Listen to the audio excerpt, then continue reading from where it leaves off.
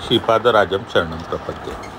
आता कालच्या भागात आपला दुसरा अध्याय पूर्ण झालेला आणि आपण आता तिसऱ्या अध्यायाला सुरुवात करत आहोत। तिसऱ्या अध्यायाचं नाव आहे पळणीस्वामी कुरवपूरचे पळणीस्वामी दर्शन कुरवपूरचे श्रीपाद श्रीवल्लभ स्वामींचा स्मरण महिमा असं आहे। आणि आपण पाहिलं होतं की दरवेळेला आपण त्याप्रमाणे प्रत्येक अध्यायाचं पठण केल्याने कोणतं काय होतं तर या अध्याय पठण केल्याचं फळ काय तर नागदोष निवारण आणि संतान प्रतिबंधक दोष निवारण।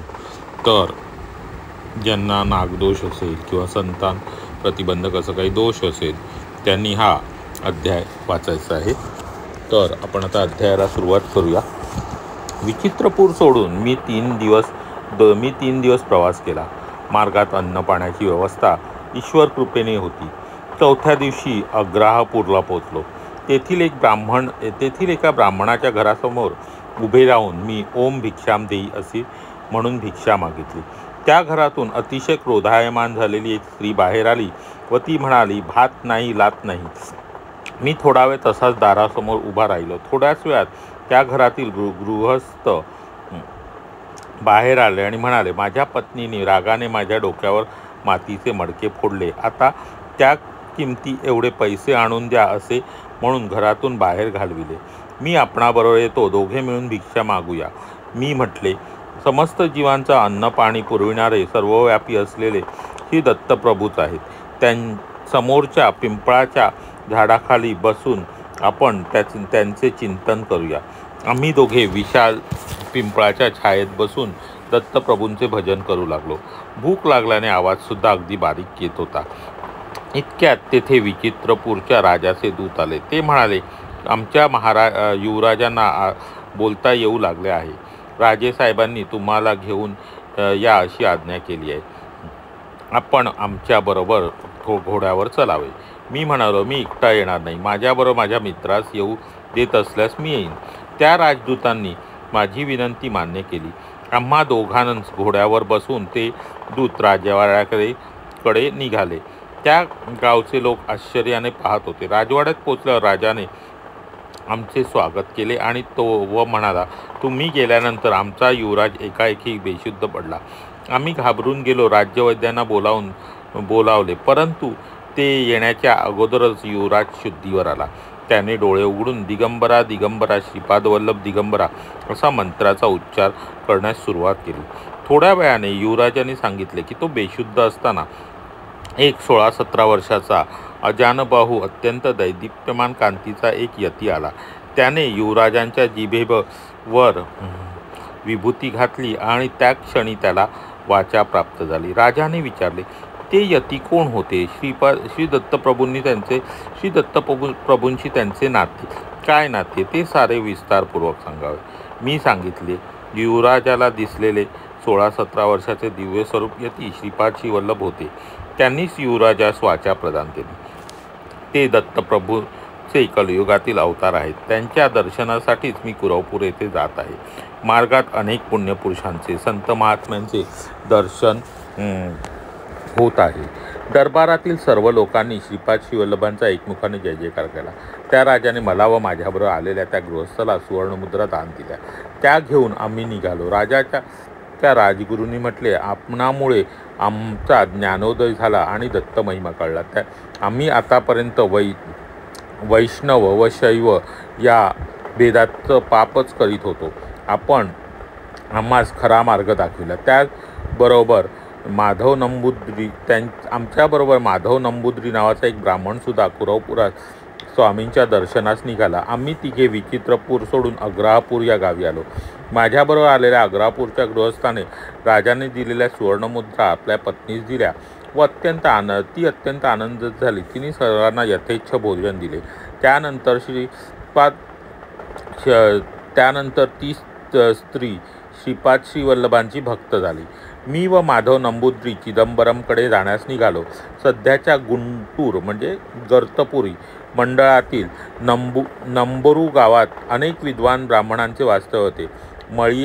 मळियाळ देशातील राजाने नंबरू येथील अनेक विद्वान पंडितांना आपल्या देशात बोलवून त्यांना राजश्री दिला. हेच ब्राह्मण नंबूद्री ब्राह्मण या नावाने प्रसिद्ध झाले.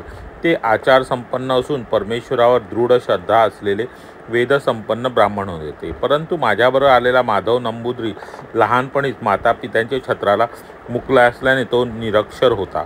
त्याची दत्तप्रभूंवर मात्र गाढ श्रद्धा होती.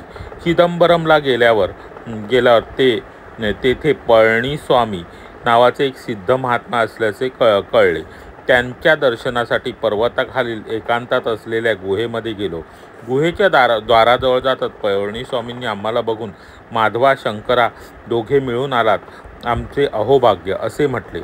प्रथम भेटीतच नाव माहीत नसताना आम्हास नावाने हाक मारणे हे सिद्ध महात्मे सिद्ध महात्मे आहेत यात तिळमात्रही संशय नव्हता.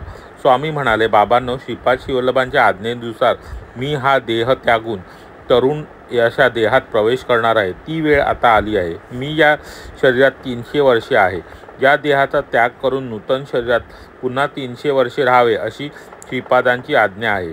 जीवनमुक्त झालेले जनन-मरण रूप सृष्टिक्रमाला अतीत असलेले समस्त सृष्टी चालविणारा महासंकल्प म्हणजे श्रीपाद श्रीवल्लभ. पुढे पळणीस्वामी म्हणाले, अरे शंकरा, तू विचित्रपुरातील कणाद महर्षींचा कणाद सिद्धांताविषयी बोलला होता, त्याचे वर्णन करून सांग.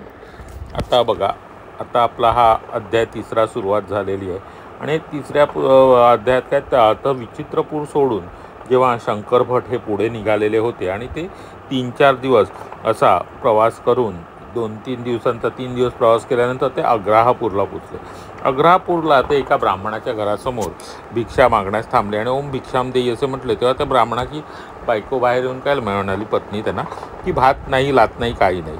आणि थोडा वेळ तसंच राहिल्यानंतर तो ब्राह्मणही आला आणि म्हणाला, माझ्या पत्नीने रागाने माझ्या मस्तकावर मडके फोडलेले आहे आणि तिने मला त्या मडक्याची किंमत घेऊन येण्यास सांगितलेली आहे. म्हणजे त्या ब्राह्मणाची जी पत्नी होती ती अतिशय क्रोधी अशी होती, क्रोध करणारी होती, रागीट होती आणि ती त्याला नेहमी त्रास देत असे. तर तो शंकर भट त्याला काय म्हणाले, की आपण दोघंजणं मिळून जाऊ आणि भिक्षा मागू असं त्याने म्हणाले. आणि ते दोघंजणं भिक्षा मागण्यासाठी निघाले आणि ते एका मोठ्या अशा पिंपळाच्या छायेत बसून तिथे दत्तप्रभूंचं भजन करू लागले. त्यांना दोघांना भूक लागली होती, त्याच्यामुळे त्याचा आवाजही खूप खोल किंवा खूप लहान असा बारीक झालेला होता की लहान झालेला होता. तर तेवढ्यात विचित्रपूरच्या राजाचे दूत त्यांना नेण्यात आले. ते राजाचे दूत म्हणाले, की आमच्या युवराजांना बोलता येऊ लागलेले आहे आणि राजेसाहेबांनी तुम्हाला बोलवलेलं आहे. त्यावर शंकर भट काय म्हणे, मी एकटा येणार नाही, माझ्यासोबत माझा मित्र येईल असे त्यांना सांगितले. आणि तसे सांगितल्यानंतर काय झालं, की ते दोघंही तिथे गेले आणि मग राजाने त्यांना सांगण्यास सुरुवात केली, की तुम्ही दोघंजणं गेल्यानंतर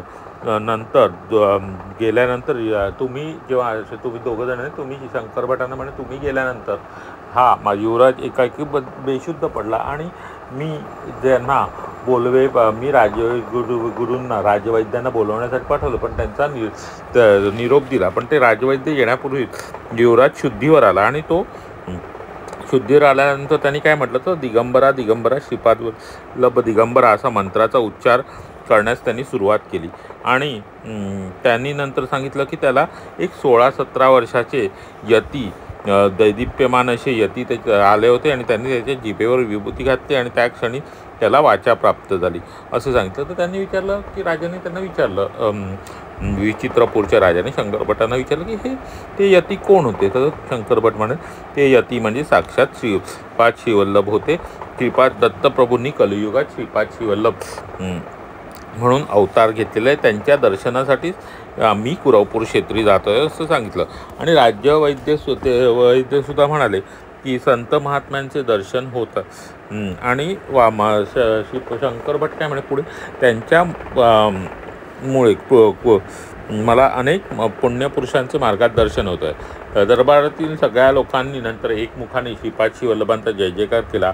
राजाने त्यांना व त्यांच्यासोबत त्या आलेल्या अग्राहपूरवरून जो गृहस्थ आले त्यांना सुवर्णमुद्रा दान दिल्या आणि ते तिथून निघाले. राजाच्या राजगुरूसुद्धा म्हणाले, कारण का राजाच्या राजगुरूंनी त्यांना प्रश्न केला होता, की शिव आणि हे वेगवेगळे आहेत का, भेदाभेद आहे का. तर त्यांनी एकच आहे असं सांगितलं. त्यामुळे त्यांना काय म्हटलं की तुम्ही मला वैष्णव आणि शैव ह्यात भेदाचं मी आतापर्यंत पाप करत होतो आणि तुम्ही मला योग्य प्रकारे मार्गदर्शन केलेले आहे आणि खरा मार्ग दाखवला असं म्हटलं आणि तिथेच काय झालं तर त्यांच्याबरोबर एक माधव नंबूद्री नावाचा एक ब्राह्मणसुद्धा कुरवपूस रास जाण्यास स्वामींच्या दर्शनास निघाला आणि ते तिघजण तिकडून निघाले आणि ते अग्रापूरला आले होते. अग्रापूरला आल्यावर काय झालं, अग्रापूरवरून जो युवक त्यांच्यावर आला होता, जो व्यक्ती त्यांच्यावर आली होती, त्याचं इथे नाव नाही आलं, पण त्यांनी त्या राजाने दिलेल्या मुद्रा त्या गृहस्थाने आपल्या पत्नीच दिल्या. ते गृहस्थ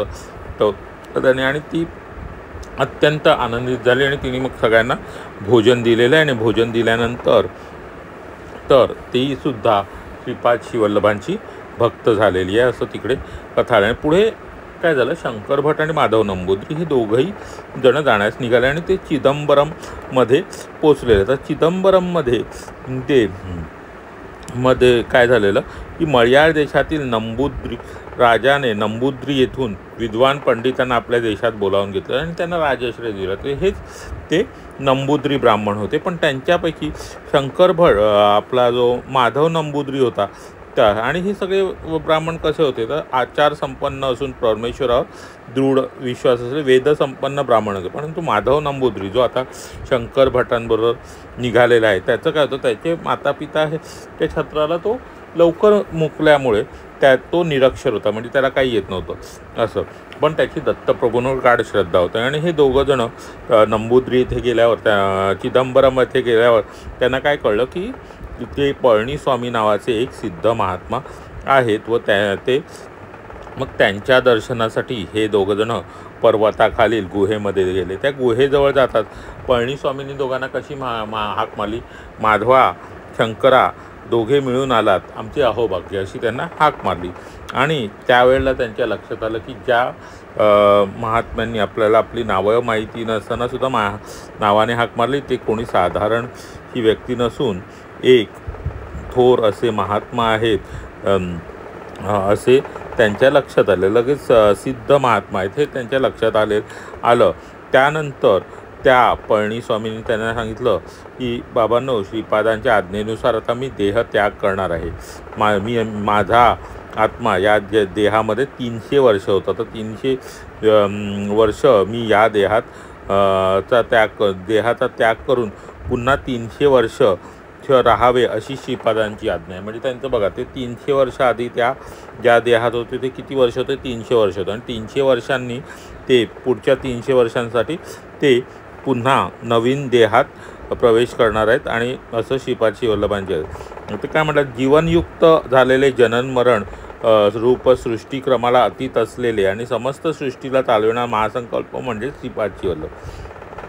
आता श्रीपाद श्रीवल्लभांचं वर्णन त्यांनी कसं केलं तर जीवनमुक्त झालेले जननमरण रूपी सृष्टीला क्रमाला अतीत असलेले, म्हणजे ते जीवनमुक्त झालेले आहेत, ते जननमरण या सृष्टी क्रमापासून अतीत असलेले आणि समस्त सृष्टीला चालवणार महासंकल्प म्हणजे श्रीपाद श्रीवल्लभ. असं पुढेच पळणीस्वामी शंकरा तू विचित्रपूरला जो कणाद ऋषींचा सिद्धांत सांगितलास तो वर्णन करून सांग. त्यावेळी स्वामींच्या प्रश्नाला उत्तर देताना शंकर भट काय म्हणाले, स्वामी मला क्षमा करा. कणाद महर्षींच्या विषयी आणि त्यांच्या सिद्धांताच्या बाबतीत मला फारच थोडी माहिती आहे. मी सांगितलेली माहिती ही श्री दत्तप्रभूंनीच माझ्या तोंडून वदवली होती, ते तर स्वामींना ज्ञात आहेच. करुणास्वरूप पळणीस्वामींनी सिद्धांत सांगण्यास सुरुवात केली. ते म्हणाले, आता बघा आता इथे नम्रपणा बघा शंकर भटांचा की त्यांना सांगितलं की कणाद तो सिद्धांत सांगण्यात एवढा मी महान नाही आहे. पण मग पळणीस्वामींनी तो सिद्धांत सांगण्यास सुरुवात केलेली आहे. करुणास्वरूप पळणीस्वामींनी सिद्धांत सांगण्यास सुरुवात केली. ते म्हणाले, समस्त सृष्टीसुद्धा परममूल अशा अणूंनी निर्माण झाली आहे. परमाणूपेक्षा सूक्ष्म आणि कणांच्या अस्तित्वाने विद्युत कणाद ऋषींच्या कणाद मुनींचा सिद्धांत काय म्हणतात बघा, हे सूक्ष्म कण महावेगाने आपल्या कक्षेमध्ये परिभ्रमण करीत असतात.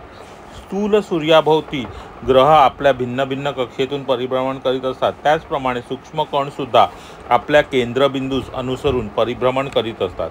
या सूक्ष्म कणांपेक्षा सूक्ष्म कण अशा स्थितीत प्राणीमात्रांचे समस्त भावोद्वेगाचे स्पंदन चालू असते. स्पंदनशील अशा जगात काहीही स्थिर नाही. चंचलता हा त्याचा स्वभाव आहे. क्षणोक्षणी बदलणे त्याचा स्वभाव आहे. या स्पंदनांपेक्षा सूक्ष्म स्थितीत दत्तप्रभूंचे चैतन्य असते. यावरून मला सर्वात महत्त्वाचे म्हणजे सूक्ष्म असलेल्या सगळ्यापेक्षाही सूक्ष्म अशा दत्तप्रभूंचा अनुग्रह मिळवणे जितके सोपे आहे तितकेच कठीणसुद्धा आहे. प्रतिकणाचे अनंत भाग केले असता एक एक भाग शून्यासमान होतो. अनंत अशा शून्यांचे फलस्वरूप ही चराचर सृष्टी आहे. पदार्थ सृष्टी ज्या प्रकारे होते त्याच प्रकारे व्यक्तिरेकी पदार्थाचे सुद्धा असते. त्या दोहोंचे मिश्रण झाल्यास व्यक्तिरेक पदार्थाचा नाश होतो. पदार्थांचे गुणात सुद्धा फरक होतो. अर्चावतारात प्राणप्रतिष्ठा केली असता ती मूर्ती चैतन्यवत होऊन भक्तांची मनोकामना पूर्ण करते. सर्व मंत्र कुंडलिनी शक्तीमध्ये असतात. गायत्री मंत्रसुद्धा या शक्तीमध्ये सामावलेला असतो. गायत्री मंत्रात 3 पाद आहेत. हा सर्वसाधारण समज आहे, परंतु या मंत्रात 4था पाद सुद्धा आहे. तो असा की परोजरजसी सावदोम चतुष्पाज गायत्री निर्गुण ब्रह्मास सूचित करते. आता बघा, थोडासा कठीण असा हा सिद्धांत कणात आपल्याला सामान्य लोकांना समजण्यास थोडासा कठीण. ज्यांना विज्ञान शाखेची थोडीफार माहिती आहे त्यांना हा कणाद ऋषींचा सिद्धांत लवकर समजेल. तर त्यांनी काय म्हटलं की समस्त सृष्टी ही ते परममूळ अणूंनी निर्माण झाले. तर समस्त सृष्टी कशी निर्माण झाली तर अणूंनी निर्माण झाली. परमाणूपेक्षाही सूक्ष्म कणांच्या अस्तित्वाने, म्हणजे जे अणू जो आहे तो परमाणूपेक्षाही अतिशय सूक्ष्म असा कण आहे आणि त्याच्यामध्ये काय असते त्याच्यामुळे विद्युत शक्ती उद्भवते. तर हे जे सूक्ष्म कण आहेत ते आपल्या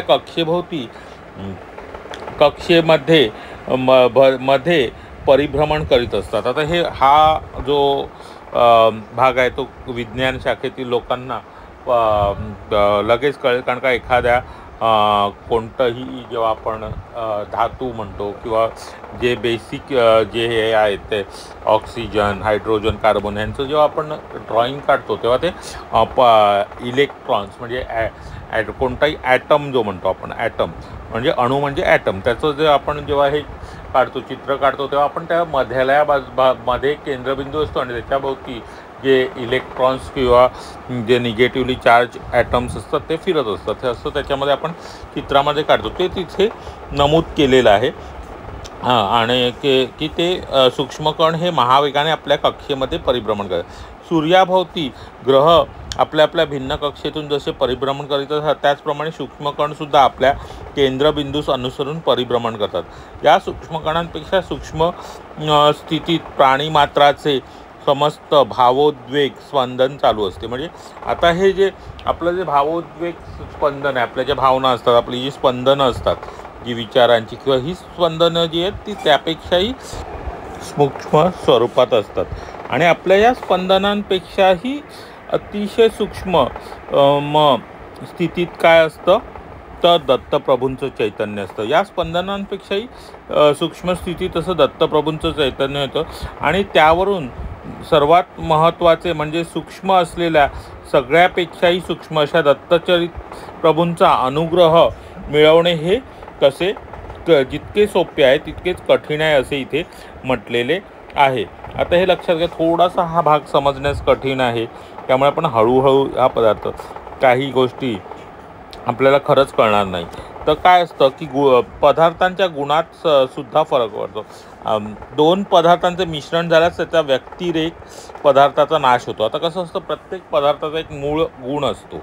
आता इथे कसं पदार्थांचं विज्ञान, जसं की 2 पदार्थ जर एकत्र आले तर 2 पदार्थ अणुरेणू, जसं 2 अणू एकत्र आले तर त्यांच्यापासून एक वेगळ्याच प्रकारचा अणू तयार होतो. आणि त्या अणूंचं जेव्हा एकमेकांमध्ये सामावले जातात। तर बघा इथे पुन्हा एक पूर्ण विज्ञान शाखेचा उल्लेख आलेला आहे की प्रत्येक पदार्थाचा एक मूळ गुण असतो, व्यक्तिरेख असतो, असं त्याने म्हटलेलं आहे की त्या कणांचा इथे ज्या प्रकारे पदार्थसृष्टी ज्या प्रकारे होते त्याचप्रमाणे व्यक्तिरेख पदार्थाचे सुद्धा असते।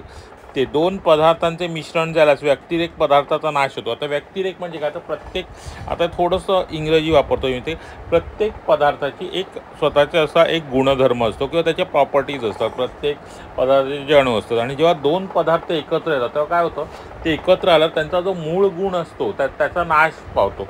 जसं की हायड्रोजन ॲटम आणि ऑक्सिजन ॲटम ह्यांचे स्वतःचे मूळ गुण हे वेगवेगळे आहेत, पण जेव्हा ते दोन ॲटम एकत्र येतील तेव्हा त्याच्यापासून काय बनतं, तर पाणी बनतं। आणि पाण्याचा जो व्यक्तिगुण आहे किंवा त्याच्या ज्या प्रॉपर्टीज आहेत त्या मूळ हायड्रोजन किंवा ऑक्सिजनच्या ॲटमपेक्षा वेगळ्या असतात। आता बघा, म्हणजे आपण जे सायन्स शिकलो ते इथे आलेलं आहे की तो त्या मूळ पदार्थाचं तिकडे जे गुण असतात त्यांचा नाश पावतो आणि वेगळ्या गुणधर्माचा पदार्थ तयार होत असतो, असा हा कणाद ऋषींचा सिद्धांत। म्हणजे बघा आपलं विज्ञान हे किती प्रगत होतं, किती हे होतं, हे इथे सगळं सांगण्यात आलेलं आहे आणि त्याचाच इथे उल्लेख आलेला आहे। तर लक्षात घ्या, हा किती सुंदर असा भाग आहे। ज्यांना खरंच काही गोष्टी खरंच समजण्यास काही कठीण आहेत, काही सोप्या आहेत, तर आपण त्याचा आज अभ्यास केलेला आहे आणि जेवढा मला समजला, जेवढं माझं नॉलेज आहे तेवढं मी तुम्हाला सांगण्याचा प्रयत्न केलेला आहे। तर आजच्या ह्याच्यामध्ये आपण पाहिलं की ते पळणीस्वामींच्या आश्रमामध्ये पोचलेलं आहे। तर आता आजचा पहिला प्रश्न आहे, ही कथा आज आपण इथेच थांबवणार। तर आजचा पहिला प्रश्न आहे की राजपुत्राला त्याच्या जिभेवर येऊन कोणी विभूती घातली त्याच्यामुळे त्याला वाचा आली। हा पहिला प्रश्न आहे की राजपुत्राच्या जिभेवर कोणी विभूती घातली आणि त्याला वाचा आली। आणि आता पुढचा प्रश्न आहे की जेव्हा चिदंबरमला शंकर भट आणि माधव नमृद्री पोचले तेव्हा ते पळणीस्वामींच्या आश्रमात पोचले आणि तेव्हा पळणीस्वामींनी त्यांना कशी हाक मारली, हा आपला दुसरा प्रश्न आहे। तर या दोन्ही प्रश्नांची आजच्या उत्तरं द्यायची आहेत। आपण पुढची कथा, तिसऱ्या अध्यायाची पुढची कथा ही उद्या पाहणार आहोत, कारण का आता तिसऱ्या अध्यायाचा पुढचा जो भाग आहे हा थोडासा गहन आहे, त्यामुळे आपण सावकाशपणे तो वाचून समजून घेण्याचा प्रयत्न करू। जेवढा त्याचा आपल्याला उमग होईल तेवढा कळवून घेण्याचा प्रयत्न करू। तर आतापुरतं श्रीपादराजम शरणम प्रपद्ये, श्रीपादांचा जय जयकार असो।